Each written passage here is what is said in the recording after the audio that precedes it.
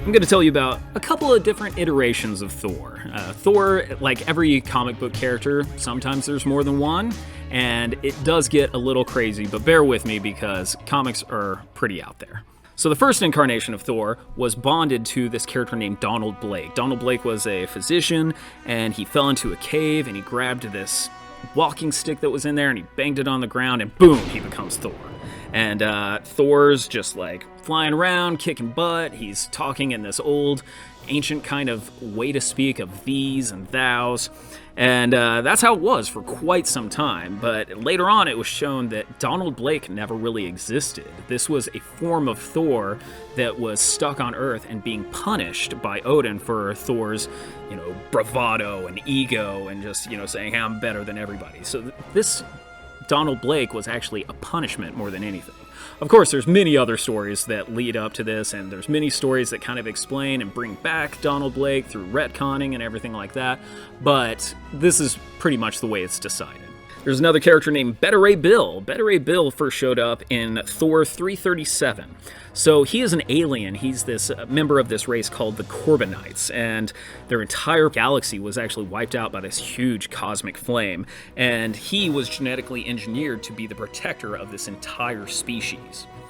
So he's flying around in a ship. Thor sees him. They get into this huge fight, and it's battles raging and, big, huge punches. But during the fight, Thor loses his hammer for a second and Bill picks it up. Well, that shows that Bill is worthy enough to be carrying it. So after a fight for a while, they kiss and make up like you do in comics. And Beta Ray Bill was then granted his own hammer, which was called Stormbreaker, as this big golden hammer.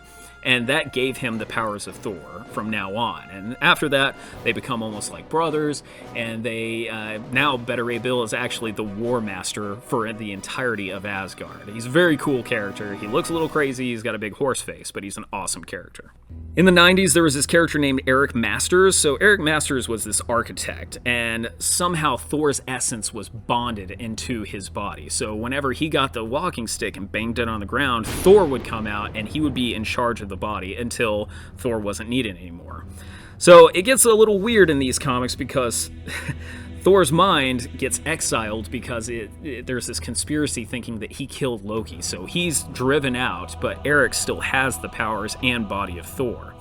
This is also the first time that Thor had a beard, so that's pretty cool. So Eric Masters keeps on being Thor and keeping this secret. Everybody still thinks he's Thor, like Captain America and Iron Man. Everybody's like, oh, hey, Thor. He's like, oh, hey. Eventually, Thor comes back from exile, and Eric Masters decides to give back the hammer, and in honor of his service, Thor gives him this enchanted mace, and then he becomes this hero called Thunderstrike. Okay, this is my favorite one. He's called Thor Frog of Thunder, and it's very weird.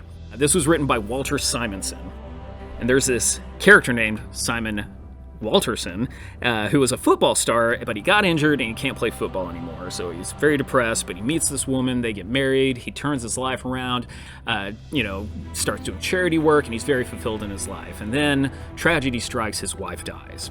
So Simon goes to this witch, as you do, and asks her to communicate with his wife in the afterlife.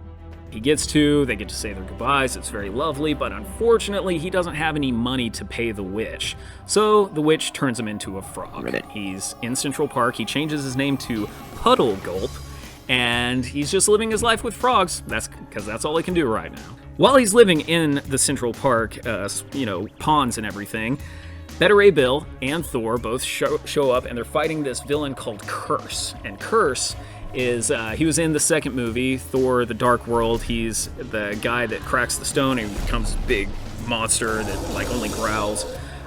So they beat Curse, and huge fight happens, and then Loki shows up out of nowhere and turns Thor into a frog.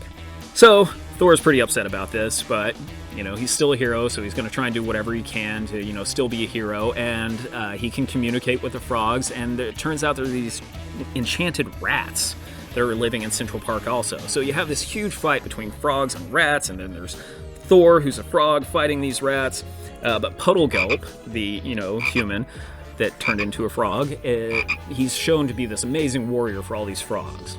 Thor eventually turns back into godlike form, And he sees Puddle Gulp, and he takes off a tiny sliver of Mjolnir and hands it to Puddle Gulp.